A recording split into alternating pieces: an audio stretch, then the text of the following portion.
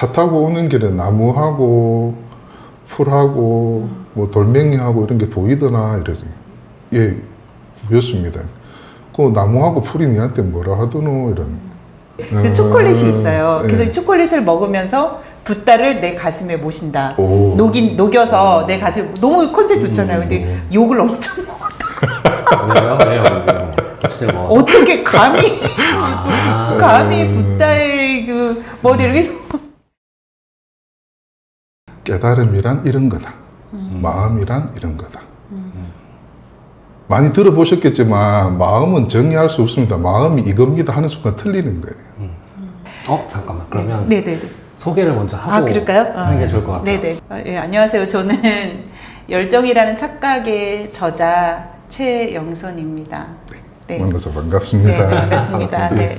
예, 저는 서울 강남구 세곡동에 법수선원이라고 있는데 그 제절은 아니고 제 은사 스님 사찰인데 거기서 지금 마음 공부에 대한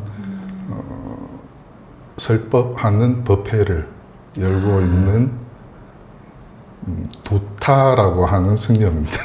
네. 반갑습니다. 네, 반갑습니다, 스님. 네. 저도 소개를 하겠습니다. 네. 네, 저는 유튜버 써니즈입니다. 네. 네. 아시는 분입니다.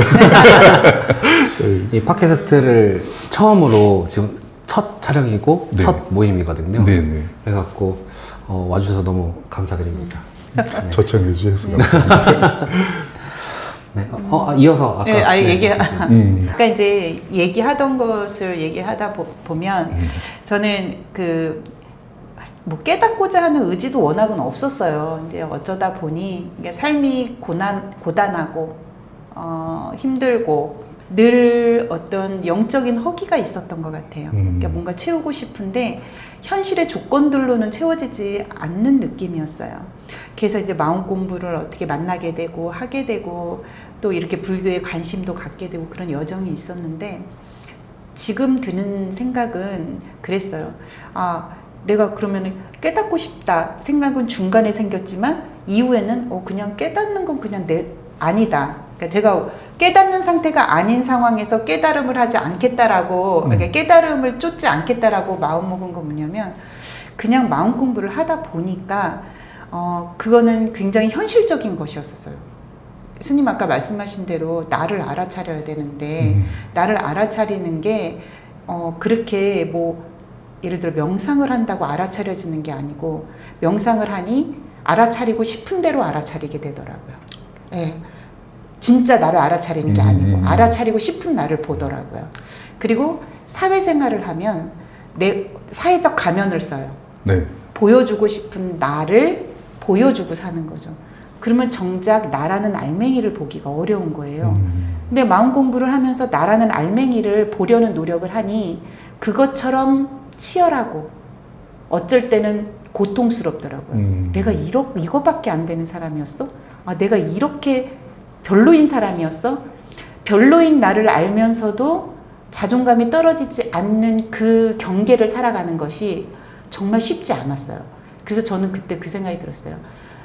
깨달음이 뭔지 모르지만 깨달았다고 해서 멈출 수는 없다.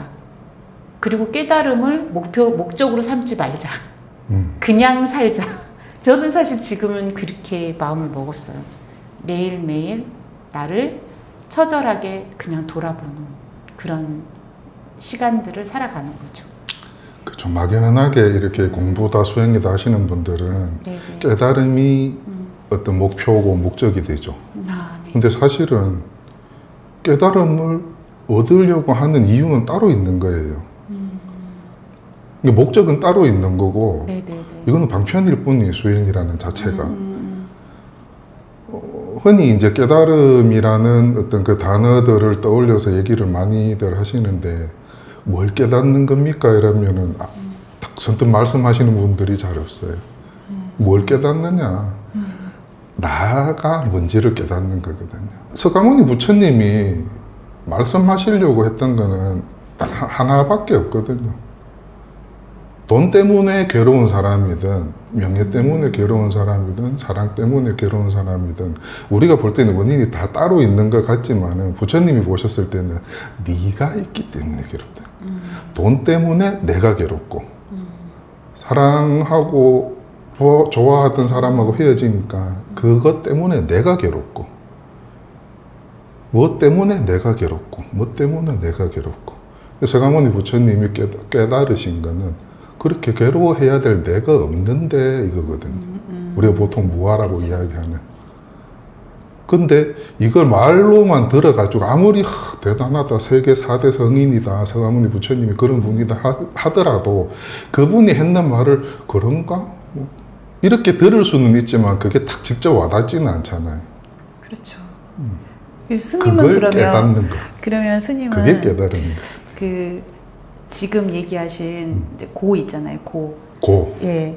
고통. 예, 고통. 괴로움. 뭐 사랑 때문이든 명예 때문이든 돈 때문이든 그런 사례가 있으세요? 혹시 사시면서? 그럼요. 그 얘기를 해주시면 더 재밌을 것 같아요. 왜냐면 우리가 설법은 다른 데서도 들을 수도 있으니까. 저는 네. 좀 늦깎이에요. 거의 그러세요? 30이 다 돼서. 되게 늦게 출가하셨네요. 네. 그래서 이제 뭐 머리 깎은 게 22년, 23년 그렇게 되죠. 근데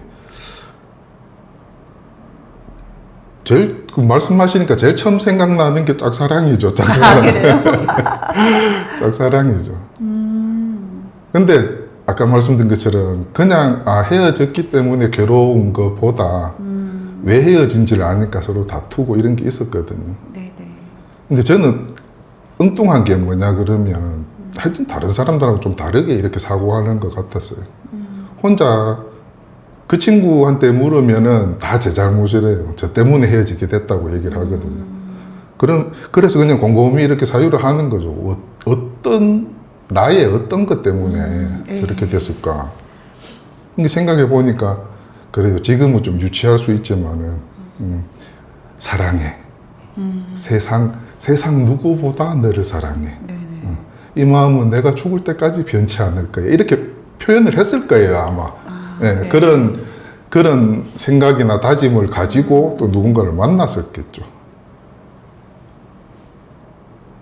작심 3일까지는 아니더라도 이게 그렇게 오래 못 가더라고요. 몇 개월 지나니까 작은 거에 화를 내게 되고 내 마음인데 왜 내 마음대로 안 되지 이 생각을 하게 됐어요. 내 마음인데 내 마음대로 안 돼요. 그럼 이게 진짜 내 마음인가 이런 생각이 들잖아요. 맞아요. 그런 것들이 저는 자꾸 공부를 하고 싶다는 쪽으로 저를 내몬 것 같아요. 제가 느끼는 어떤 그냥 그 나라는 거의 한계. 네. 이게 뭐지 도대체? 내가 그렇게 진짜 거짓말을 한 게 아닌데 내가 그 친구한테 안 좋아하면서 좋아한다고 말한 게 아닌데 그리고 한 1년쯤만 마음을 주고 아껴주다가 그 다음에는 함부로 해야지 이렇게 생각한 게 아닌데 그 순간에는 진짜 내가 죽을 때까지 이 사람이 순간은 진심이죠. 네, 이 사람이 누가 그러더라. 그 순간만은 진실이었어. 그렇죠, 이러던데. 그렇죠. 네, 그런 거예요. 그게 안 되는 걸 보면서 왜 내 마음인데 내 마음대로 안 될까. 그래서 이 마음이라는 거에 대해서 자꾸 호기심이 생기고 알고 싶은 그런 게 있었죠. 학교 다닐 때도 그랬고 직장 생활을 할 때도 그랬고. 그래서 뭐 여러 가지 이유가 있겠지만은 딱 한 가지 이유만으로 출가를 했다고 말씀드리기는 좀 못하긴 해요. 근데 그 중에서 가장 큰 원인은 그런 거였지 않을까. 또 그런 쪽으로 너무 사람이 이렇게 기울어 있으니까 사회생활 자체가 재미도 없고. 그럴 것도 있을 것 같아요. 그리고 그냥 왜 우리 흔히 말하는 다람쥐가 쳇바퀴 돌듯이 왜 저렇게 살지 막 이런 거 아니에요? 다 그렇게 살고 있는 거예요. 그 자체가 잘못이라는 생각은 안 드는데 거기에 흥미를 못 느끼는 거예요. 사회에서 살아가는 흥미를. 막 열심히 일해서 회사에서 진급하고 인정받고 또 그에 따르는 경제적인 어떤 거기에서 또 행복을 찾고 이렇게 살아가시는 분들이 있는데 흥미가 없었어요. 재미가 없었어요. 그러다가 짝사랑이 그 시발점이 돼서 출가를 하시게 된 건가요? 아니에요. 짝사랑 아니에요. 아니에요? 첫사랑이라고 말씀드렸는데. 말씀하셨잖아요. 아, 첫사랑이셨군요. 네. 아, 첫사랑이었구나. 말씀 다 못 드리죠. 뭐 첫사랑도 있고 두 번째 사랑도 있고 그랬을 겁니다. 아마. 예, 거의 이제 서른이 가까울 때쯤에 출가 결심을 한 거기 때문에 그동안 겪어야 되는 거 뭐 학창 시절이라든지 군 생활이라든지 뭐 젊은 뭐 남자애가 하는 거는 다 하고 했던 것 같아요. 뭐 특별히 뭐 범죄를 저지르고 이런 거는 없었지만은 일반적인 평범한 삶을 살다가 살아가면서 계속 있는 그 안에 뭔가 자꾸 그쪽으로 이렇게 포커스가 맞춰지니까 뭐를 하든 TV를 봐도 사람들은 뭐 축구 경기, 야구 경기 이런 걸 좋아하는 사람이 있고 영화를 좋아하는 사람이 있고 저처럼 뭐 다큐멘터리나 이런 걸 보면서 왜 사자는 아니면 사슴은 왜 저렇게 사자한테 먹혀야 될까 이런 생각을 하는 사람이 있고 근데 이 차이가 그냥 저를 이쪽으로 이렇게 인도한 것 같아요. 특별한 다른 이유는 없고. 네. 강원은 어디 다니셨어요? 강원 나오셨어요? 아닙니다. 저는 그 처음 출가가 네. 듣지도 보지도 못한 아주 작은 군소종단에서 출가를 했어요. 그 조계종 지금 아니신 거예요? 아주 지금 이제 선학원이라고. 선학원? 네, 아, 예. 그 아시는 분은 아시고 또 모르시는 분들은 잘 모르세요. 근데 뭐 아시는 분들은 그냥 선학원 이렇게 하실 거 모르시는 분은 그냥 네이버에 한번 보셔도 괜찮을 것 같아요. 네. 그 지금 있는 대한불교 조계종의 어떤 모태라고 이야기는 하는데 네네. 또 조계종에서는 아니야 니들하고는 달라 뭐 이렇게 지금 조금 검색해 보시면 뉴스가 더 많이 나올 겁니다. 선학원, 조계종 이렇게 검색하면 네네. 이 두 어떤 이 단체 간의 마찰이나 이런 마찰이 게 돼 있었나요? 뉴스에 많이 나올 거예요. 네. 근데 워낙 지금 이제 조계종이라는 종단이 대한민국을 거의 대표하는 조직 자체도 크고 영향력도 크고 하기 때문에 근데 예전엔 그런 소리도 들었습니다. 조계종 스님이세요? 이럴 때 제가 아닌데요. 이러면 가짜 종이네. 원체 지금 뭐 거의 저기니까요. 거의 지배적이죠. 그렇죠, 그렇죠. 그래서 뭐 여러 가지 또 지금 이런 공개되는 자리가 아니고 개인적으로 이렇게 뵈면 참 하고 싶은 말도 많은데 그래봤자 뭐 어떤 꼴찌의 항변 뭐 이런 거가 되더라고요. 보통 얘기를 하면. 그래서 저는 스펙이라고 생각합니다. 우선 누군가를 지금처럼 선생님하고 네네. 이렇게 처음 만나는 자리에서는 이게 분명히 뭔가 제 명함처럼 이게 돼요. 내가 어느 종단에 어느 사찰에 어느 문중에 어느 큰 스님 밑에 이런 게 있거든요. 그렇죠. 그래서 그것도 사실은 중요한 거라고 생각을 하는데 아까 서두에 말씀드린 것처럼 저는 그것보다 더 중요한 게 내가 머리 갖고 출가했으면 내가 해야 될 본분을 했냐 안 했냐.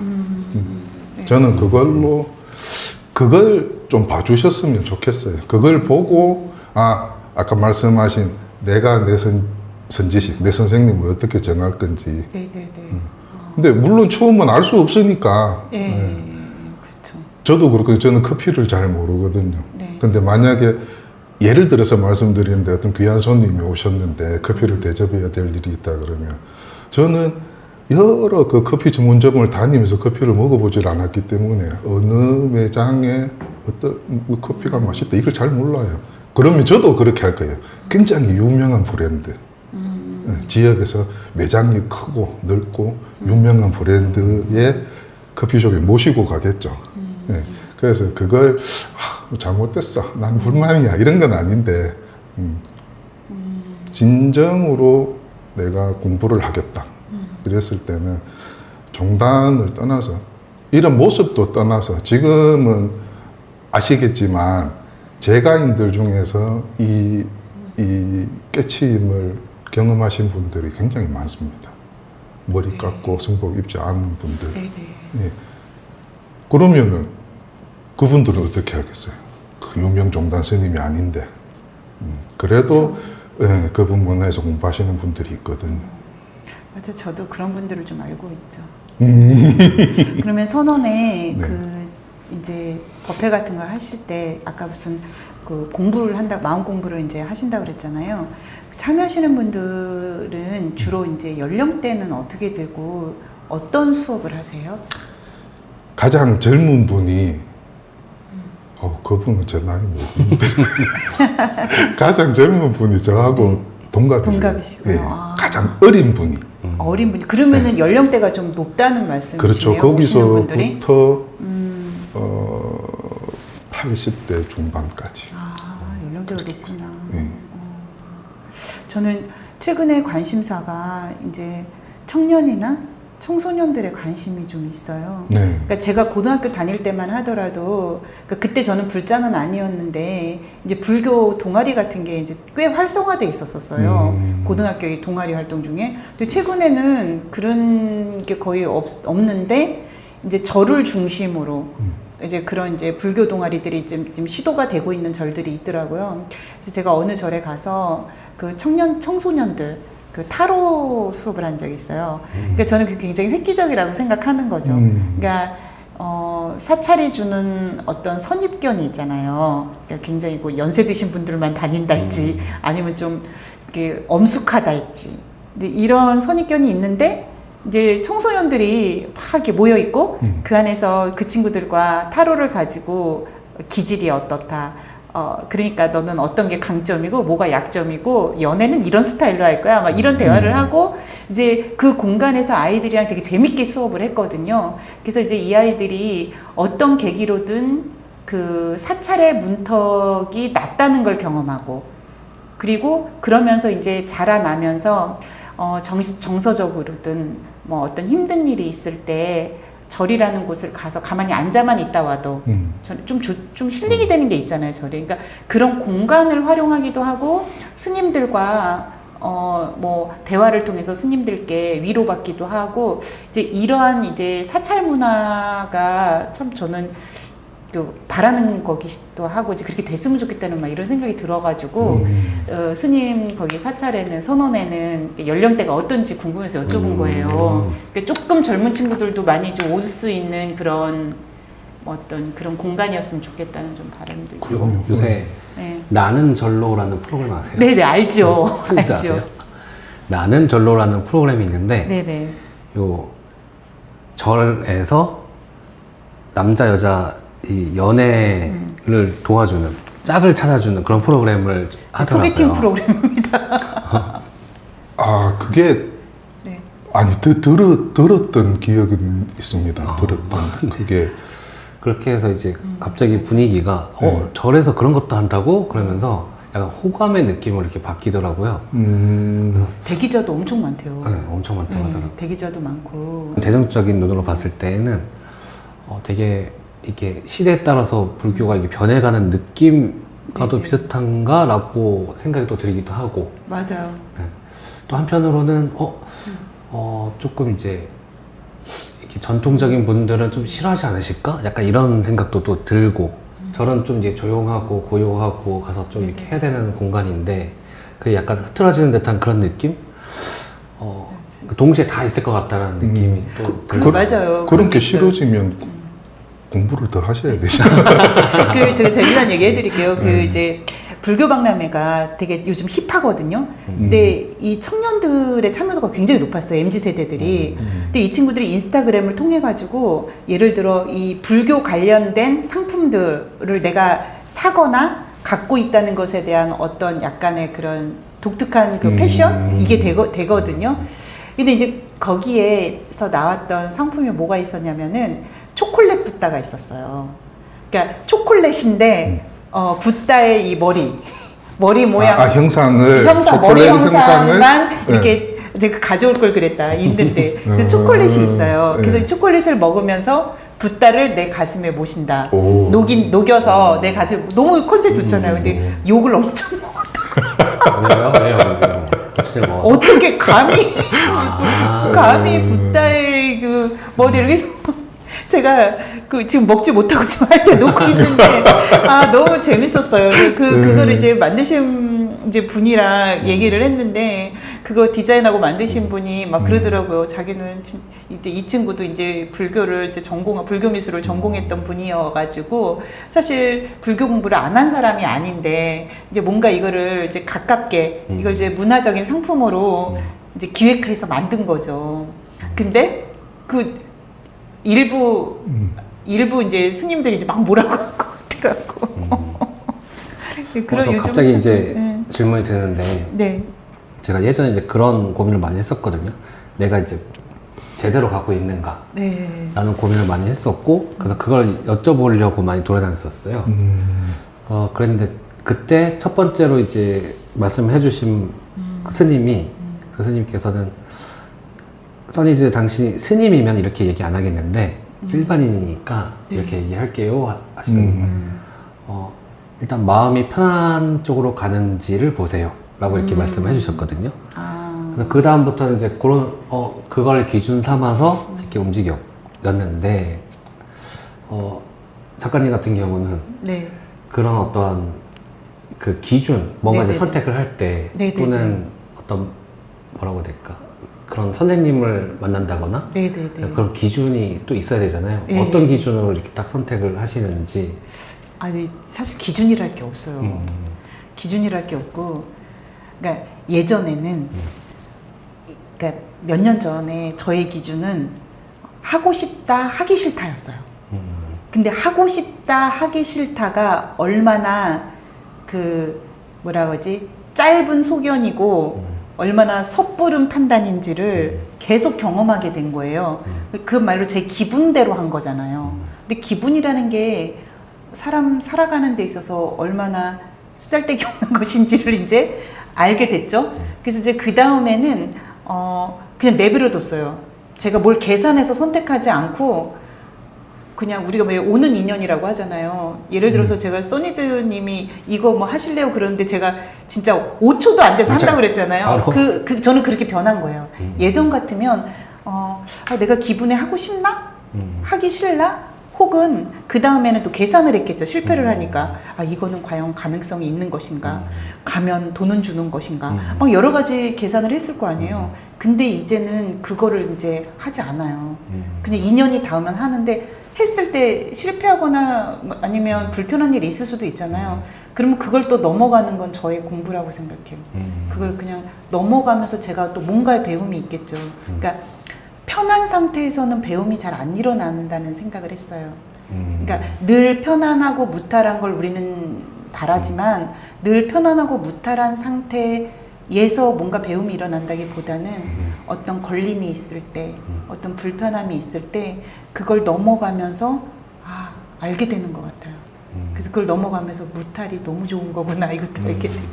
저는 요번에 이제 그런 생각도 했거든요. 네.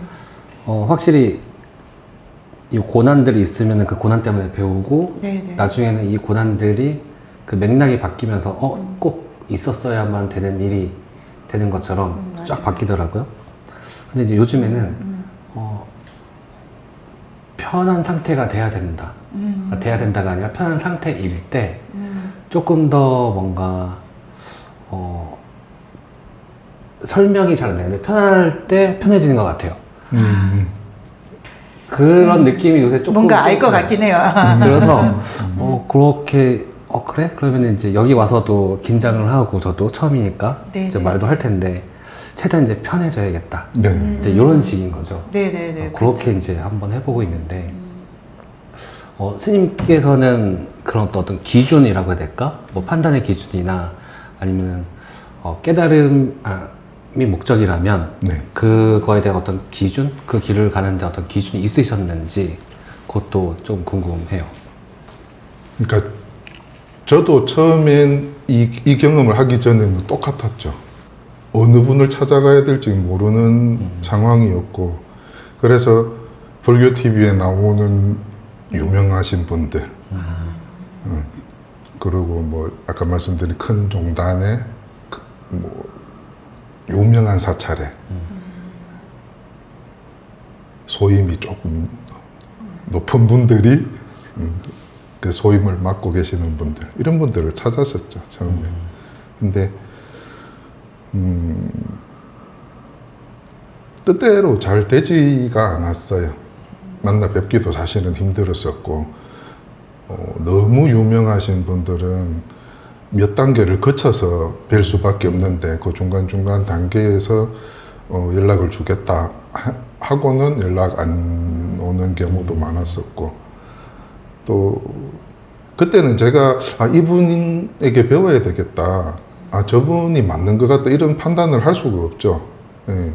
어떤 경험, 그 깨달음이라는 건 경험인데, 어떤 한 번의 경험인데, 그 일별이라는 말을 쓰거든요. 일별.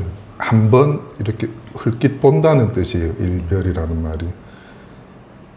거기에서 시작되는 건데, 그 경험이 없으니까 아까 말씀드린 것처럼 어느 분을 찾아가야 될지를 모르겠는 거예요. 그래서 막연하게 그냥 이름 나신 분, 유명하다는 분을 찾아다녔었죠. 근데 제가 뜻한 바는 이루지는 못했었고, 한 분이 딱 계셨는데, 그분이 이렇게 물으셨어요. 처음에 가가지고 이렇게 삼배절 드리고 앉으니까, 그분도 경상도 분이세요. 어떻게 왔노? 이러시더라고요. 저는 참 멍청하게 이렇게 대답하는 것 같아요. 차 타고 왔는데요, 이랬거든요. 보통 사람 같으면 막 불교의 큰 뜻을 알고 싶어서 이렇게 왔습니다, 이렇게 말했을 건데, 차 타고 왔는데요, 이러니까. 차 타고 오는 길에 나무하고 풀하고 뭐 돌멩이하고 이런 게 보이더나 이래서, 예, 보였습니다. 그 나무하고 풀이 니한테 뭐라 하더노? 이런. 아무 말도 안 하던데요. 그러니까 그분 하시는 말씀이, 그걸 이제 우리 불교에서 무정물이라고 표현을 하는데, 생명이 없는, 나무는 물론 생명이 있죠. 예. 근데 바위나 이런 생명이 없는 것들이 하는 설법을 들을 줄 알아야 된다, 이렇게 얘기하셨어요. 그런가 보다 하고 오고는 또 저는 저 나름대로 계속 또 공부를 이어가고 있었죠. 이어가고 있다가 스님이 무정물이 하는 설법을 듣게 되면 그때 찾아와라, 이렇게 말씀하셨거든요. 근데 무정물이 하는 설법을 들었는데 그게 그 스님 10번 하시고 3개월 뒤에 그래서 못 찾아뵙고, 그분하고 인연해서 이렇게 하다가 아까 말씀드린 것처럼 처음에는 아주 작은 종단에 출가를 했었는데, 그분 인연으로 지금 선학원에 오게 된 거예요. 그러시구나. 그러면 이게 죄송한 질문일 수도 있는데, 무정물의 소리를 어떻게 듣나요? 팔정도의 우리 정견, 정사유 이런 말 네. 있죠. 그 바를 정자가, 여튼 이 글자나 말이 굉장히 사람들을 복잡하게 만들고 힘들게 만들어요. 바르게 듣는 게 뭐냐 그러면, 내가 들으면 다 어느 정도는 아시니까 제가 그냥 말을 편하게 할게요. 막 풀어 하려고 안 하고, 업식이라는 말 아시잖아요. 업. 내가 과거에 지어온 업. 내 경험들이 쌓여 있는 게 내 눈이나 귀를 어지럽혀요. 그러니까 왼눈으로 보면 이 색인데, 내가 빨간 선글라스를 끼면 세상이 빨갛게 보이고, 파란 선글라스를 끼면 파랗게 보이고, 내 업에 따라서 세상이 다르게 보이고 다르게 들리는데, 바로 보고 바로 듣는다는 거는 선글라스 없이 보는 걸 얘기하는 거거든요. 그러니까 내 업이 투영되지 않게 보는 거. 네. 그러면 우리 여기 이제 선에 대해서 법문하시는 분들이 자주 쓰는 표현인데, 이게 들리냐 이렇게 하시거든요. 이렇게 보이냐 이렇게 하시거든요. 이렇게 딱 했을 때 우리는 배운 게 있잖아요. 아기 때부터. 저거는 손가락. 이건 탁자 두드리는 소리. 우리 배운 거란 말이에요. 이겁니다 이러면, 오른손 주먹으로 탁자를 두드리는 게 법이구나, 이렇게 생각을 하세요. 이건 내가 들어간 거예요. 근데 내가 없을 때 이 소리는 그냥 이 소리거든.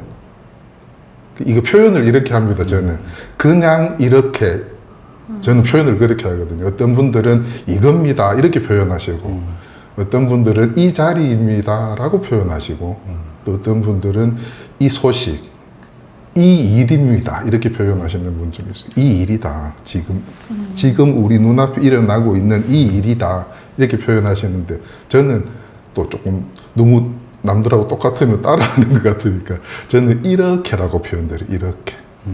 지금 듣는 소리,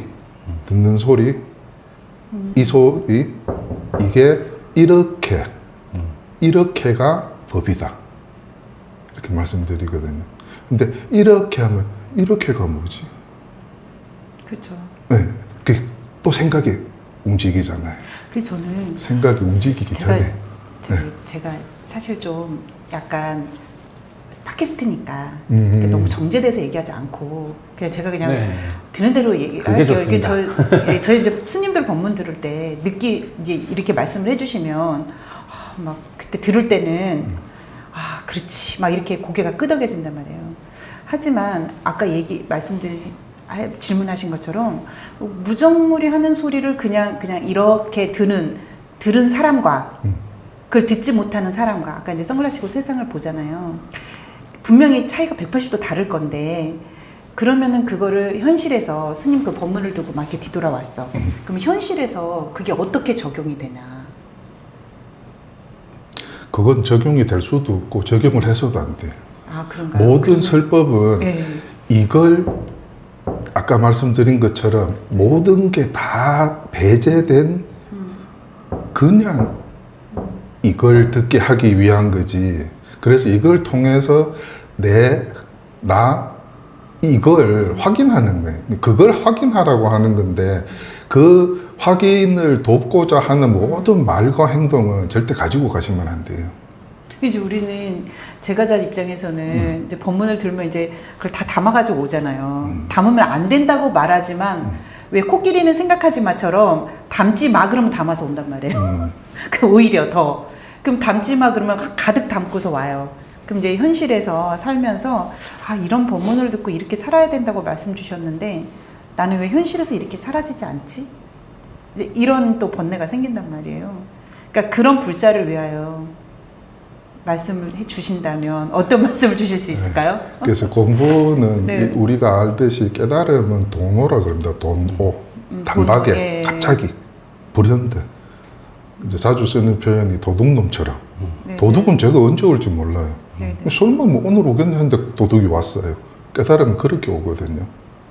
재경음도 그랬었고 전혀 의도치 않게 내가 오늘 딱 이 화두를 들고 열심히 해서 오늘 깨달음을 맞이할 거야. 아니에요. 저 딴 생각하고 있다가 어느 날 딴 생각하고 있다가 제가 있는 그 참선하는 공간 말고 옆에 있는 정각에서 어느 스님이 목탁을 치셨어요. 네. 그 목탁 소리 그게 지금 이 소리 제가 말씀드린 이 소리처럼 그냥 들렸던 거예요. 그래서 저는 무정무리하는 설법을 들은 거라고 표현을 하는 건데 가지고 가시면 안 돼요. 뭐든지. 근데 가지고 가게 된다니까요. 강의하시는 강의를 하시는 우리 강사 스님들은 강사, 선사, 유사 이렇게 나눕니다. 이 강사 스님들은 내가 가지고 있는 내 지식, 내가 가지고 익힌 거 이걸 전달해 주시는 분이에요. 우리 학교에서 우리가 학문을 배울 때처럼. 그래서 그분들이 해주시는 말씀을 다 가지고 가야 돼요. 근데 선에 대해서 선을 통해서 법을 설하는 스님들은 그런 말씀 들어보셨죠? 왜 말을 했는데 말 안 했다 그러고 옛날 석가모니 부처님이 그러셨대. 나는 한 법도 말한 적이 없다. 일반인들이 생각하면 분별로 들으면 아니 저분이 장난치실 분이 아닌데 나한테 장난을 치시나 이렇게 들리거든요. 그러니까 모든 게 다 방편이라는 거예요. 방편이라는 말은 아시잖아요, 그죠? 모든 게 어떤 걸 상징하기 위해서 비유를 하는 거지 그 비유는 사실은 답이 아니다. 그래서 저는 또 뭐 그런 표현도 쓰는데 지금 여기가 서울인데 부산까지 가는 게 깨달음이라면은 방편은 KTX를 타는 거다. 저는 그렇게 표현을 하거든요. KTX에 앉아 있으면 부산에 도착을 해요. 그래서 KTX를 타라고 얘기를 하니까 KTX가 부산인 줄 아는 거예요, 사람들이. 그래서 하는 말은 들으실 때는 들어야 되는데 듣고 그걸 가지고 있으면은 그게 또 나한테 하나씩 쌓이는 거예요. 이걸 아까 말씀드린 것처럼 이건 내가 아는 대로 들린다 했잖아요. 근데 이걸 다 배제하고 이걸 듣기 위해서는 내가 아는 게 없으면 되죠. 이론적으로 말씀드리자면은. 근데 스님이 방편으로 하는 말이나 행동을 가지고 가버리면 이제 우리 내려놓아라 하는데 하나를 더 쌓는 것 같아요. 오늘 법문에서 1시간 들은 걸 내가 더 쌓아버리는 거예요. 근데 그럼에도 불구하고 스님은 이렇게 언어로서 표현을 하시고자 하고 또 그런 이제 직무, 막 그런 역할도 하시잖아요. 그래서 이제 궁금한 건 그러면 이제 써니즈 이렇게 팟캐스트에 오시기로 한 거, 그리고 이제 이 오셔서 이렇게 말로 언어로 뭔가를 표현하고자 했던 진짜의 어떤 스님의 의중? 나는 무엇을 위해서 여기 왔다. 뭐 이게 사실 좀 궁금하거든요. 여기 오게 된 이유는 네. 솔직하게 말씀드려야 되죠. 저는 팟캐스트를 솔직해야 재밌다고. 왜냐면 정제되는 세상에 너무 많아요. 스님 진짜 방송도 그렇고. 뭐 욕을 하실 분이 계실지도 모르지만 네. 제가 오게 된 진짜 가장 큰 목적은 어떤 우리 써니즈님의 힘을 빌어서 네. 저를 좀 알리고 싶다는 거. 스님을. 네. 나라는 사람이 있다는 거. 아까 말씀드린 어떤 선생님을 찾아야 돼요 했을 때 그 후보 중에 하나로 끼고 싶은 거예요. 왜? 너무 참 죄송한 표현인데 너무 잘못된 가르침을 펴는 분들이 너무 많다. 이대로 가다가는 우리나라에 선불교가 없어질 것 같다는 생각을 저는 해요. 물론 깨침이 있는 제가자들도 계시고 네. 또 우리 출가하신 스님들 중에서도 이렇게 보면은 그 경험이 있으면 그 경험을 가지고 이야기하시는 분의 말을 들으면 이렇게 보이거든요. 저분은 그 경험이 있으셔서 그 자기 경험을 저렇게 표현하시는구나 하는 게 보이는 스님들도 또 몇 분은 계세요. 근데 악영향을 미치겠다는 이 건방진 생각이 이게 너무 큰 거예요. 이쪽보다. 네. 실제 내 경험을 가지고 이야기하시는 분은 몇 분 안 계시고 네. 그냥 들은 이야기 아니면 내가 생각할 때 이 말은 이 말인 것 같아. 화두도 그런 이야기 많이 하시거든요. 우리가 전등록에 있는 그 어떤 누구와 누구의 어떤 그 일화, 그날 있었던 이 이야기들에서 이분이 깨쳤다. 뭐 이런 이야기들이 1712개, 두 가지인가 이렇게 에피소드들이 있는데 이걸 이제 보통 우리가 뭐 1700공안이다 이렇게 표현을 하거든요. 근데 어떤 분들이 그렇게 얘기를 하세요. 내가 한 5개 정도 이 화두를 뚫었는데 좀 더 하면은 한 2개 정도 또 화두를 타파할 것 같다. 이렇게 얘기하면 사람들이 난 하나도 못 했는데 저 스님은 5개나 보시고 대단하신 분이네 이렇게 되더라고요. 근데 화두라는 건 그런 게 아니에요. 화두는 하나가 뚫리면 1700개가 그냥 다 무너지는 거예요. 이 화두 있고 이 화두 있고 이 화두 있고 이게 아니에요.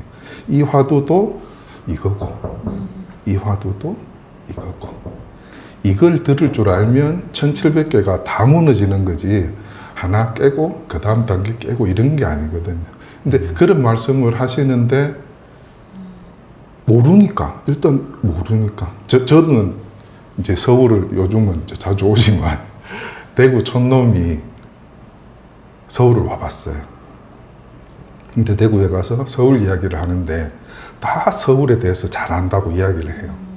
근데 실질적으로 서울에 와본 사람은 이야기하는 사람을 딱 들어보면 저 사람 서울 갔다 왔는지 아닌지 알 수 있어요. 그죠? 네네. 서울에 가면 그 롯데타워 큰 건물이 있고 뭐 이런 건 TV 보면 다 알아요. 그런 얘기만 하시는 분들이 있고 야 서울역에 그 내려가다가 한 번 내려가서 두 번째인가 그 계단에 나 거기서 넘어질 뻔했잖아 라든지 진짜 가본 사람만이 할 수 있는 말이 따로 있거든요. 교수님은 선불교를 좀 제대로 알리고 싶다. 그러니까 제대로 알리려면 나라는 존재가 좀 드러나야 공부하고 싶은 사람이 오지 않겠는가. 저렇게 핵심만 말할 수 있어요. 그러니까 스님 이제 그런 이제 의중으로 여기 출연하시게 됐다 그런 맞습니다. 거네요. 네, 맞습니다. 네. 너무 이해가 감사합니다. 되네요. 정리 잘해주셔서. 통역을 한번 모시는. 아니 제가 직업병이에요. 그래서 아니, 근데 주로 오늘 워크숍을 많이 하기 때문에 이제 타인들이 하는 이야기들을 제가 이제 요점 정리해가지고 확인을 하고 이런 게 저의 또 직업병입니다. 잘 부탁드리겠습니다. 아니, 오늘 네. 작가님하고 같이 이렇게 자리하게 돼서 굉장히 다행인 것 같아요. 저도. 아니면 영상 보시는 분이 지금 무슨 말인지 이렇게 하실 건데. 저건 궁금한 부분이 생겼는데 네. 나가 사라진 상태에 그냥 그 상태 그대로가 깨달은 상태라고 말할 수가 있는가? 아까도 말씀해 주실 때 무정물의 소리를 들으려면 나가 없어진 져야 된다고 하셨잖아요. 그러면 이제 나를 이제 내려놓는 작업들을 방편으로서 많이 하고 있는데 나를 놓아버리는 그러면 이게 이런 방편으로 쭉쭉쭉 간다고 하면 말씀하신 그 무정물의 소리를 들을 수가 있을까? 그러니까 놓아버리는 작업을 계속 한다면 여기에 궁금했어요. 그렇죠. 네. 그렇죠. 말로 표현을 하면 이렇게밖에 표현할 수가 없어요. 내가 계속 놓아버리면 할까? 라는 정의를 내리는 게 문제가 되는 거예요. 죄송한 말씀인데. 네, 괜찮습니다. 방아착이라는 말 아시잖아요. 우문 스님이라고 계셨는데 확인이 와서 물었어요. 스님, 아무것도 가지고 있지 않을 때는 어떻습니까? 이랬어요. 내려놔 이러는 거. 아니, 아무것도 안 가지고 왔을 때 뭘 내려놓으라고요. 아무것도 안 가지고 있을 때 어떻게 해야 됩니까? 내려놔. 아니, 스님, 아무것도 안 가지고 있을 때 어떻게 해야 되냐고요. 그럼 계속 들고 있든지. 이게 무슨 수수께끼처럼 들리지만은 이거는 공안 중에서도 있는데 사실은 이거는 공안이라고 얘기할 수 없고 이거 조금만 생각해 보면 답이 나오는 거예요.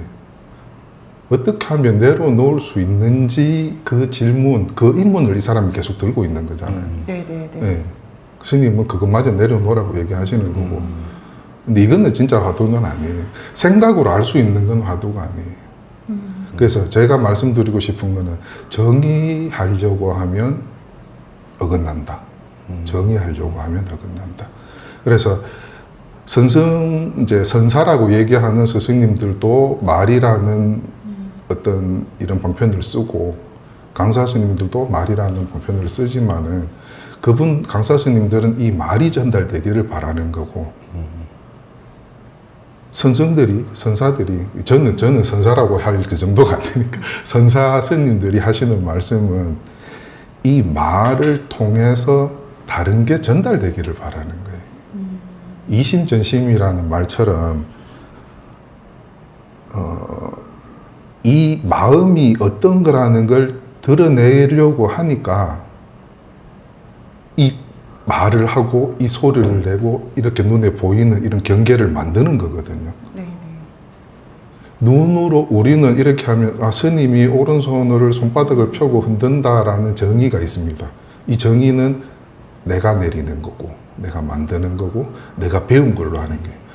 스님이라는 사람이 왼손이 아닌 오른손을 주먹이 아니고 손바닥을 펴고 뭐 꺾는 게 아니고 흔든다. 이게 말로 다 정의가 돼요. 우리가 말로 이름이 없고 말로 할 수 없는 거는 우리 머릿속에 정의를 할 수가 없어요. 한번 해보시면 그게 맞을 겁니다. 그래서 이거는 정의할 수가 없는 거예요. 그래서 아까 말씀하신 것처럼 다 내려놓으면, 그러니까 논리적으로 하면 그 말이 맞는 거예요. 논리적으로 하면은. 근데 우리 이래 보통 막 20년, 30년 막 이렇게 산에서 수행을 해야지 깨닫는다 이렇게 하시는 분들이 엄청 많아요. 근데 저 같은 몇몇 분들은 수행하면 하지 마라 이렇게 얘기하거든요. 수행을 하면 깨달음을 얻을 수 있다라는 생각을 가지고 수행하시는 분들은 분명히 내가 있고 수행이 있고 깨달음이 있어요. 우리가 아까 말씀드린 우리가 깨달아야 되는 거는 나예요, 나. 부처님의 나는 없대요. 그걸 내가 확인하는 게, 그걸 내가 확인하는 그 순간이 깨달음이라고 표현할 수 있거든요. 그러면 나를 봐야 되는 건가요? 나가 없음을 봐야 되는 건가요?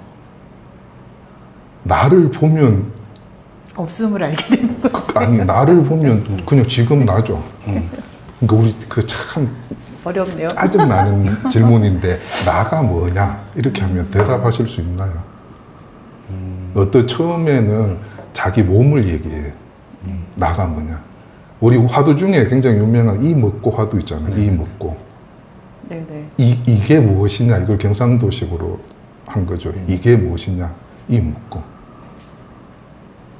오늘 써니즈님 이 만든 공간에 이 시간에 참여하겠다고 생각한 나. 네네. 이 몸은 그 생각 때문에 온 거고. 네네네. 우리가 이야기하는 우리 이렇게 표현하잖아요. 육신을 끌고 다니는 마음, 영혼, 네네. 혼, 넉 네네. 이런 걸 표현하잖아요. 그 주인공, 그게 주인공이고 예능에 따라다니는 애죠. 네. 그 주인공이 뭐냐라는 걸 묻는 거거든요. 이 먹고. 근데 우리는 일반적으로 다 그냥 내 마음이라는 게 있고 그걸 나라고 얘기하거든요. 그러니까 육체를 얘기하시는 분도 많아요. 이렇게 하면 내가 아프다 그러잖아요. 그죠? 오늘 기분이 오늘 나 슬퍼. 내가 슬프다. 내가 기쁘다. 내가 행복하다. 내가 괴롭다도 있어요. 그래서 서가모니 부처님이 내가 괴롭다고? 내가 없는 줄 알면 괴로움이 사라지겠네? 이게 불교의 시작인 거거든요. 내라고 생각하는, 나라고 생각하는 그걸 분명히 뭔가 있으니까 우리는 나가 있다고 생각하잖아요. 그 실체를 보는 그게 깨달음이거든요.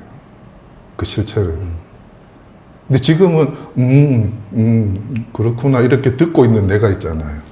그래서 내가 없다라는 그 말을 받아들이기가 힘들어요.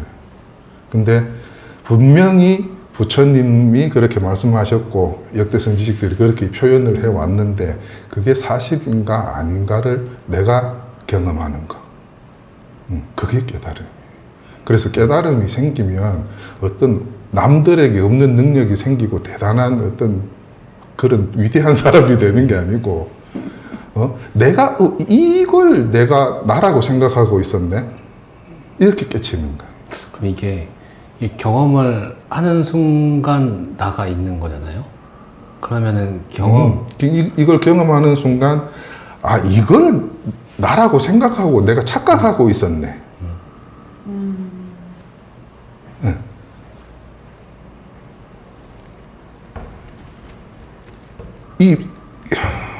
이걸 이걸 말이 되는지 모르겠는데 이걸 내가 미사일이라고 생각하고 있었단 말이에요.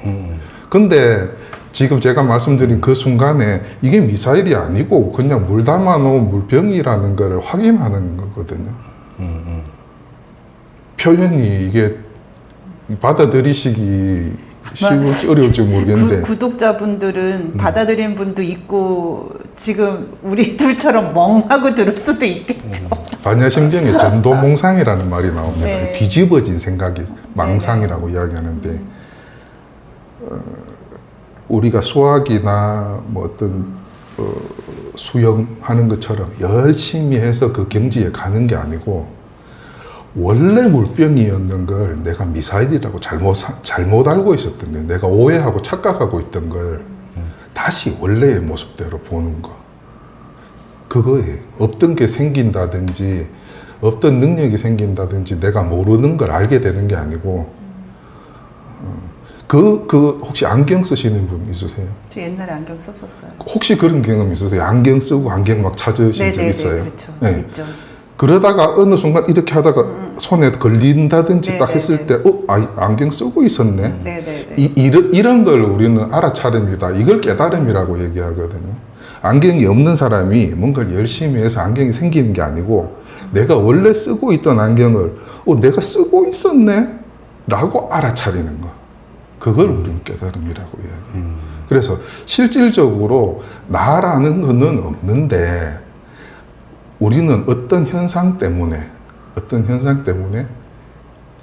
나라는 걸 만들어요. 그쵸. 웃기고 있네 이렇게 생각하시겠지만 그쵸. 이제 결론부터 말씀을 드리자면 그런 거거든요. 그래서 진짜 나라고 얘기할 거는 따로 없었네라는 거를 확인하는 순간, 그 순간이고 아주 짧은 순간이거든요. 서가모니 부처님은 이렇게 반짝반짝하는 별을 딱 보시고 깨달으셨다 그러잖아요. 옛날에 서산대사입니까? 닭이 새벽에 꼬끼요 하는 소리 듣고 깨달으셨대요. 근데 사실인지 아닌지 뭐 진짜인지 거짓말을 하는 건지는 모르겠지만 여기 앉아있는 이 사람은 옆에서 다른 스님이 치는 목탁 소리를 듣고 이 순간을 경험을 했대요. 그런 경우들이 많습니다. 저는 어떤 한순간. 네. 이거는 궁금하다 보니 제 생각인데요. 저는 이제 그런 깨달음을 공부하는 것 자체도 저는 위험할 때가 있다고 생각이 들어요. 그러니까 왜냐하면 현실에서 깨달았는지 안 깨달았는지는 모르겠지만 내가 살아가는 현실에 관련된 사람들이 있잖아요. 가족도 있고 친구도 있고 뭐 공부하는 도반들도 있는데 내가 있음으로 해서 주변이 무탈하고 편안한 그런 에너지가 있을 수 있고 내가 있음으로 해서 불편하고 어려울 때도 있잖아요. 그런데 내가 자리한 이곳에서 내가 살아생전 내 주변의 사람들이 어떻게 되는지 돌아보지 않고 깨달음을 위해서 뭔가를 찾아다니고 깨달아야 된다라는 것 때문에 이렇게 뭔가 막 헤맨다고 할까요? 그러면 이제 그렇게 해서 어느 순간 만약에 깨달음이 왔다라고 본인이 생각할 거 아니에요. 깨달음은 본인이니까. 그걸 깨닫고 와가지고 주변 사람들한테 깨달음을 잔소리하는 거죠.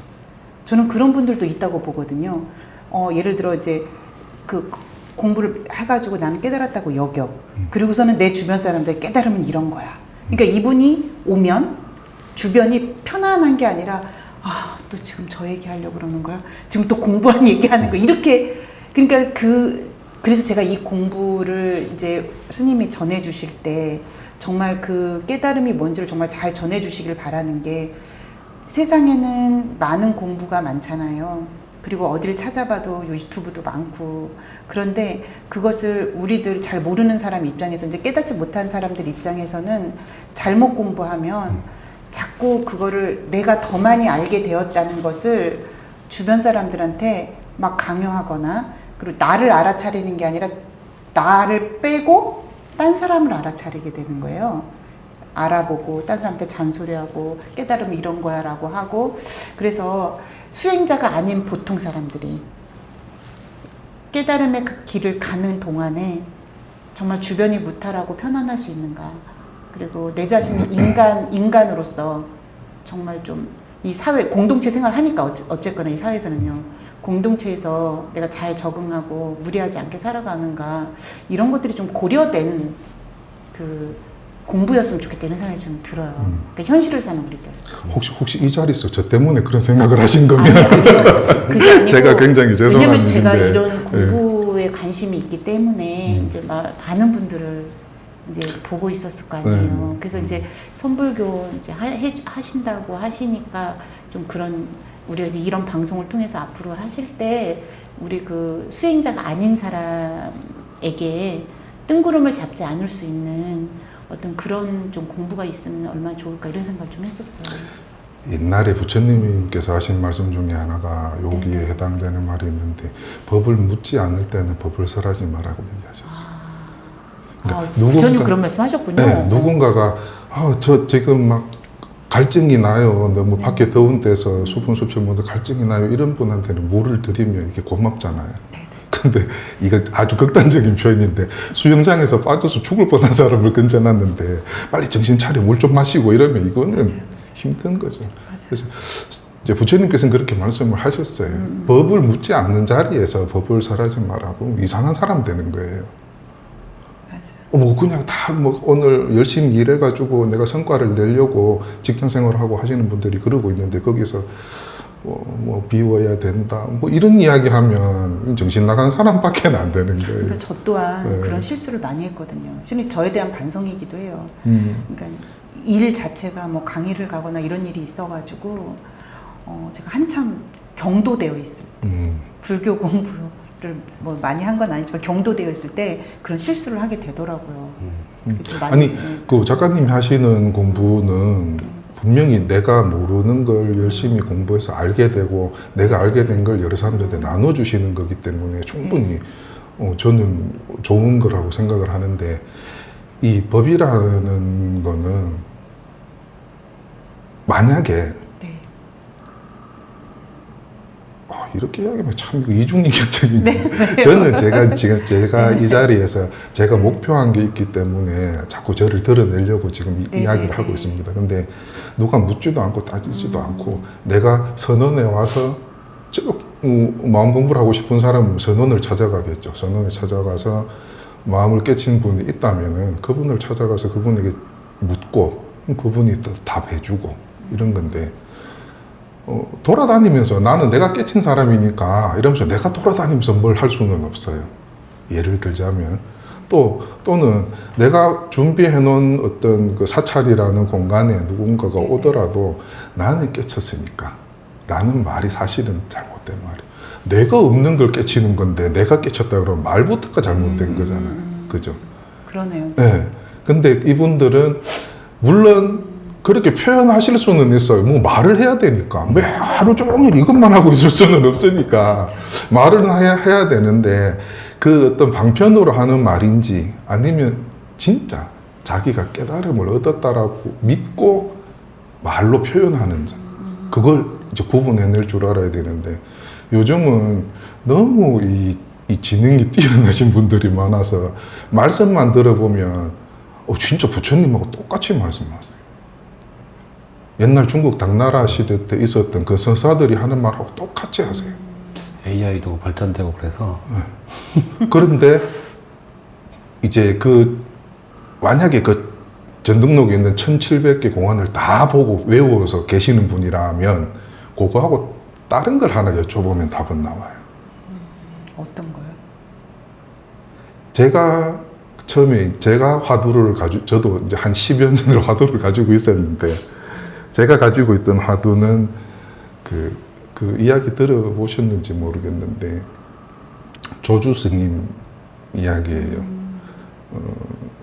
조주 스님이 외출을 했을 때 그 선원 안에서 이제 분쟁이 일어난 거예요. 고양이. 네네.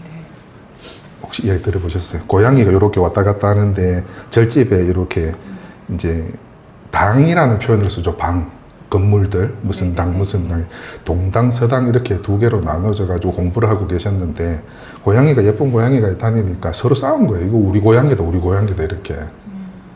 그러니까 그 책에는 남전 참묘 이렇게 4글자로 소개되는데 이 남전 스님이 이제 그걸 보고는 고양이를 탁 잡아가지고 들고 이야기를 한 거예요. 동당, 서당 이제 학인들을 다 불러놓고 법에 맞는 말을 한마디만 해라.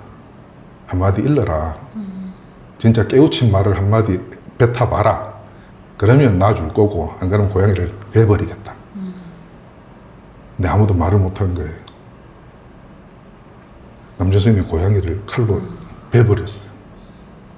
그런 일 있고 난 다음에 이제 그날 저녁에 조주 스님이 밖에 나갔다가 들어오니까 남자 스님이 물은 거예요. 야 조주야. 예. 조주야 하지는 않았겠지. 조주는 나중에 붙은 이름이니까. 예. 원래 그 조주 스님 본명은 종심이랍니다. 하여튼 여튼 네가 만약에 그 자리에 있었으면 네 뭐라고 이야기했겠냐 이렇게 하죠. 그러니까 조주 스님이 신발을 벗어가지고 머리에 딱 올리더니 밖으로 나가버리는 거예요. 남자 스님 하시는 말씀이 그때 조주가 있었으면 고양이를 살렸을 걸 이래. 그 무슨 뜻이었어요? 화두를 머리로 푸시는 분들이 있거든요. 네네네. 이거는 신발은 발에 신어야 되는 건데 머리에 올리고 나갔다는 거는 뭔가 잘못됐다는 걸 지적하는 거다. 그럼 조주 스님이 남전 스님 그거 잘못한 거예요. 이치에 어긋나는 짓을 하셨네. 이렇게 보여주려고 했다. 이런 식으로 푸세요. 근데 화두는 푸는 게 아니라 그랬잖아요. 그죠? 그럼 자기 생각이지. 그럼 망상인 거예요. 내가 생각을 한다는 거는 다 망상이에요. 이 나쁜 생각이라는 게 아니고 좋은 생각, 나쁜 생각 이래서 망상이 아니고 허망한 생각은 다 허망한 것이다. 이래서 망상이라고 표현을 하는데 조주 스님은 이 남전 스님의 행동을 평가했는 게 아니고 아까 그렇게 말했잖아요. 네가 그 자리에 있었으면 뭐라고 얘기했을 거냐고 했잖아요. 네. 남전 스님이 바랬는 거는 법에 맞는 걸 그러니까 법을 한번 보여봐 이거였거든요. 법을 보여봐 했는데 아무도 못 보인 거예요. 근데 조주 스님은 신을 머리에 얹어서 나가는 걸로 법을 보여준 거예요. 그렇구나. 저는 이걸 좀 써먹어요. 보통 이렇게 공부 좀 하시는 분들이 스님 왜요? 눈 반짝반짝거리면서 나와요. 왜요? 제가 좀 깨달은 것 같아요. 뭘 깨달았는데? 아 이거 막 예전에 있던 그런 공안들이 저는 이제 다 이해가 돼요. 이해가 되면 안 되는데. 그 대구에서도 설법을 하세요? 네, 제가 거기서 이제 대구도 사찰이세요? 아니면 대구는 그냥 그 선원? 상가 건물인데 예. 월세로 얻어가지고 거기서 이제 공부를 하고 싶은 분들 모여서 처음에 시작을 요즘 했었는데 사찰도 왜 상가 건물에 선원도 내고 그러시잖아요. 저는 아주 가난한 사람이에요. 네. 납자, 납승 이런 말 들어보셨어요? 아니요. 납자라는 말을 이제 우리 그 이판사판 네네, 그건 알죠. 할 때 이판 스님들을 네. 납승이라 그래요. 네네네. 공부만 하는 공부하는 사람들. 분들, 네. 예. 이 사람들은 연벌도 잘 못하고 네네. 할 줄 아는 게 없어요. 그래서 돈이 뭔가를 없죠. 해가지고 돈을 벌어야 되는데 스님들이 돈이 없죠. 네. 또 이렇게 장황해지는데 납자가 옷 기울 납자거든요. 네네네. 옷을 꿰매서 입는 사람이라는 뜻인데, 그러니까 이게 없는 사람들이 뭐 하시는 분들은 거의 다 잘 없어요. 그래서 아까 말씀하신 게 이제 상가 건물에다가 이렇게 불상 모셔놓고 탱화도 하고 막 이렇게 하면은 보증금 얼마에 월세 얼마, 네. 그다음에 뒤에 시설비 3천만 원 뭐 이렇게 붙어요. 아, 그러네요. 그리고 사실은 공부하는데 불상은 필요가 없거든요. 스님, 이 써니즈 팟캐스트에서 구독자가 많이 나오고 네.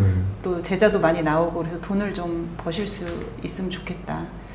왜냐면 돈을 스님들도 이렇게 운영하시려면은 어느 정도 돈이 좀 있어야 그 거기 이제 그 공간도 사실 조금 사람들이 공부하러 갔을 때 좀 인테리어도 좀 깔끔하게 깨끗하게 돼 있어야 좋잖아요.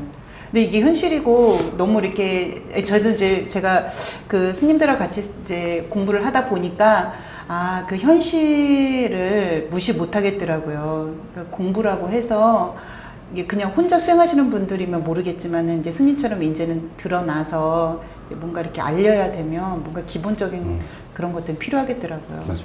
저 최근에 이제 왜 그런 거 있잖아요. 명상을 하거나 기도를 하면 어떤 느낌이 오거나 예를 들어 소리가 들리거나 이럴 때가 있는데 딱 어느 날 제가 이제 어느 날 이렇게 거리를 걷는데 보도블록을 탁 올라서는 순간 그런 느낌이 탁 스쳐 지나가는 거예요.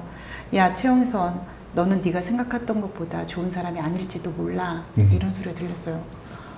그런데 그걸 그 소리를 딱 듣는 순간 너무 자유로워졌어요. 실제 소리가 들리는 그러니까 것처럼? 따박따박 들리는 게 아니라 그건 네. 정말 스쳐가는 생각이에요. 그냥 딱 스쳐가는. 저는 의도하지 않았을 거 아니에요. 야 최영선 너는 근데 이게 뭐냐면 그동안 제가 인생을 살면서 최영선이라는 사람은 이렇게 살아야 된다라고 하는 제가 상을 가지고 오랜 시간을 살았던 거죠. 좀 잘 살아보고 싶고 괜찮은 사람이고 싶은 욕구가 너무 크니까 계속 저는 거기에 저를 가둬둔 거였던 거예요. 그 괜찮은 사람이어야 해. 그러다 보니까 진짜 내가 괜찮은 사람이라고 착각을 해. 그러니까 누군가가 저를 비난하거나 비판하면 그럴 수 있는 거잖아요. 그 사람이 저 마음에 안 들 수도 있잖아요. 그러면 마음에 안 드는 비스무리한 얘기만 해도 제가 불편해지기 시작하고 얼굴이 싹 바뀌는 거죠. 말로는 괜찮아, 나한테 조언해봐 막 이래 놓고서는 내 스스로는 싹 바뀌는 거예요, 얼굴이. 그게 왜 그런가를 몰랐던 거죠, 저는.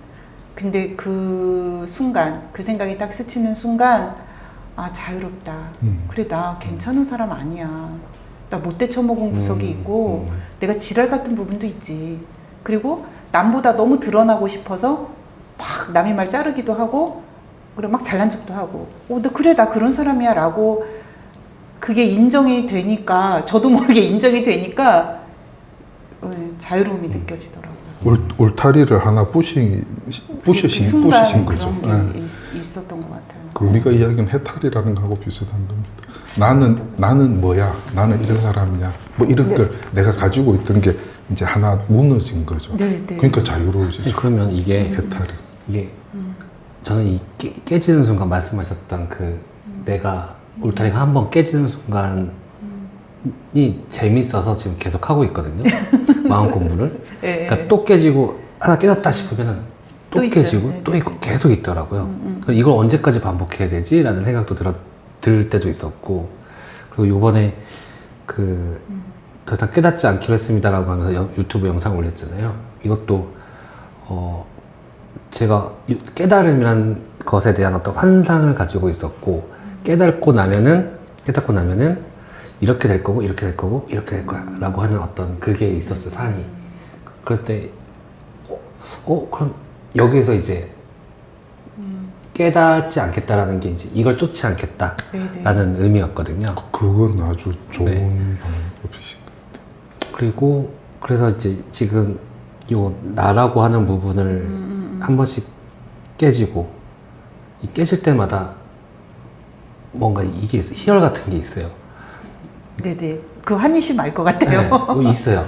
네. 그래서 이게 좋아서 끌렸던 것 같고요. 처음에, 맨 처음에. 근데 이제, 책을 보고 선생님을 찾아가고 하는 이유들도 결국에는, 한 방에 지금 내가 무정물이 말하는 게 안 들리니까 할 수 있는 것 중에서는 어떤 깨지는 부분인 것 같다라고 저는 생각을 했고, 그래서 저를 계속 깨고 있거든요. 아, 네. 근데 제가 깨지고 있지 말씀드려도 않나? 되나요? 라고. 네. 10층짜리 건물 옥상에 내가 앉아 있는데 다 10층짜리 건물 옥상에 계세요, 지금. 그래서 내가 10층 건물 옥상에 있구나라는 걸 확인하시는 게 이 공부예요. 근데 대부분 사람들이 다시 내려가셔. 1층에서 2층 오고 3층 오고, 이 1층과 2층, 2층과 3층의 차이점은 금방 말씀하신 그런 거예요. 내가 알고 있는 깨달음. 내가 깨달은 사람은 이렇게 되겠지. 남들이 뭐 얘기를 해도 화도 안 내고, 우리가 아는 성인 군자처럼 누가 뭔 이야기를 해도 허허 웃고, 이런 걸 내가 깨달음이라는 내 상을 가지고 있단 말이에요. 그게 하나씩 1층, 2층, 3층, 4층 이렇게 올라가고, 내가 알고 있는 그 깨달음에 점점 가까워지고 있는 걸 사람들은 수행이라고 생각해요. 네, 그런 것 같아요. 근데 이건 내가 만들어 놓은 내가 목표를 정해놓고 거기에 가까워지는 연습을 하고 있는 거지, 10층 옥상에 내가 있다는 걸 확인하는 거랑은 달라요. 저한테도 그런 얘기 하시는 분도 있어요. 스님, 사람이 화도 되고, 뭐 이런 얘기 하세요. 그거는 우리가 알고 있는 깨달은 분에 대한 환상이에요. 깨달은 분은 저런 거 안 하겠지. 재밌는 게 아까 이야기한 그 조주 스님, 엄청 유명하시잖아요. 중국 조주 스님이. 조주 12시가라는 게 있어요. 조주 스님이 쓴 12시. 우리 지금은 24시간으로 하지만 옛날에는 12시간으로 나눴었잖아요. 12시간에 마다 해놓은 시가 있어요. 시를 적으신 게 있는데, 거기에 보면 그런 게 있어요. 이제 한자는 아니고 풀어서 본 거에 기억을 되살려서 말씀드리면, 옆집 할머니는 절에 주는 거 하나도 없으면서 오늘 또 농기구 빌려서 간다. 뭐 이런 걸 적어 놓으셨어요. 그 대도인이 예, 조주 고불이라 하거든요. 옛날 그 부처님이다. 이래서 고불이라고 불렀는데 그 대단하신 분이 그런 표현을 쓰세요. 와가지고 절에 시주는 안 하고 맨날 차만 달라 한다. 이런 걸 본인이 적어 놓으셨어요. 이 사람들은 그런 대단한 대도인이면 그런 마음이 없겠지. 무조건 베풀고 이러겠지라는 생각을 하세요. 그건 내가 가지고 있는 생각일 뿐인 거예요. 그래서 아까 말씀드렸는데 지금 시간이 뭐 그래서 제가 꼭 드리고 싶은 말씀이 하나 있는데 나는 없다. 뭐 내가 있다고 생각하면 틀린 거다. 아까 제가 그런 말씀을 드렸잖아요. 그래 놓고 그걸 자꾸 얘기하고 있는 내가 있잖아요. 네네. 그럼 너 뭐야? 이렇게 또 반문하실 분도 있거든요. 그래서 저는 불교에서 이제 무아라는 말을 쓰고 무상이라는 말을 쓰고 무자를 많이 쓰지만 이걸 좀 공이라는 말로 바꿨으면 좋겠다. 스님, 공이 무하고 뭐가 달라요? 이렇게 물어보시면 그냥 제가 하는 표현입니다. 이게 이해가 되실 수도 있고 안 되실 수도 있는데 저는 그 숫자 0 네네. 이걸 말씀드리거든요. 0하고 공하고 저는 같다 이렇게 이야기를 하는데 숫자 0인데 우리 휴대폰 번호 같은 거 물어보면 010 이렇게 하잖아요. 이걸 0이라고 표현할 때도 있잖아요. 네네. 0은 없는 거라고 사람들이 생각을 해요. 0은 없는 거다. 근데 0이라는 자체는 없어요. 아무 어떤 0의 모습은 없어요. 우리가 표기할 때 이렇게 할 뿐이지 0은 없는 건데 이 0이 1이라는 숫자 뒤에 붙어버리면 이걸 10로 만들어주잖아요. 그렇네요. 1 뒤에 아무것도 아닌 것 같은 없는 것 같은 0이 두 개가 붙으면 이게 이 1을 100으로 만들어줘요. 공도 이거하고 똑같아요. 뭐라고 얘기할 수 없어서 표현은 못하지만 옛날 숭산 스님이 오직 모를 뿐 했는 거는 몰라서 모른다는 게 아니고 모르면 떠들면 안 되죠. 네. 그래서 저도 스님 말씀 진짜 공감이 돼요. 그러니까 우리가 없다라고 하는 것은 있다는 전제가 있잖아요. 그렇죠. 그래서 저는 불교에서 말하는 무를 없다라고 표현하면 안 된다고 생각하거든요. 근데 공이라고 하는 것은 무엇을 집어넣느냐에 달라지니까 비어있음에 가깝잖아요. 그래서 저도 스님이 말씀하신 부분에 대해서는 정말로 공감하는 편입니다. 예. TV 모니터 같은 거를 예를 많이 드는데 우리가 이렇게 볼 때는 이게 TV 모니터다 그러면 전쟁 영화를 상영하고 있으면 총알이 막 날아가고 사람이 맞아서 붉은 피가 막 튀고 이런 게 보이지 않습니까? 네네. 근데 이걸 딱 꺼버리면 아무것도 없죠. 그냥 요 까만 패널만 남죠.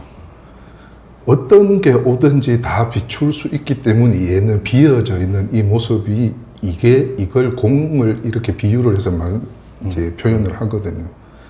공은 없는 게 아니고 모든 게 여기서 일어날 수 있게끔 비워둔 자리. 금방 네네, 작가님 비우는. 말씀하신 것처럼 비워둔 자리. 근데 그러면 눈에 안 보이는데 이게 있는지 없는지 어떻게 알아요? 그러면 아까 1 뒤에 이걸 붙인 것처럼 이 작용이 내가 있다는 걸 표현하는 거예요.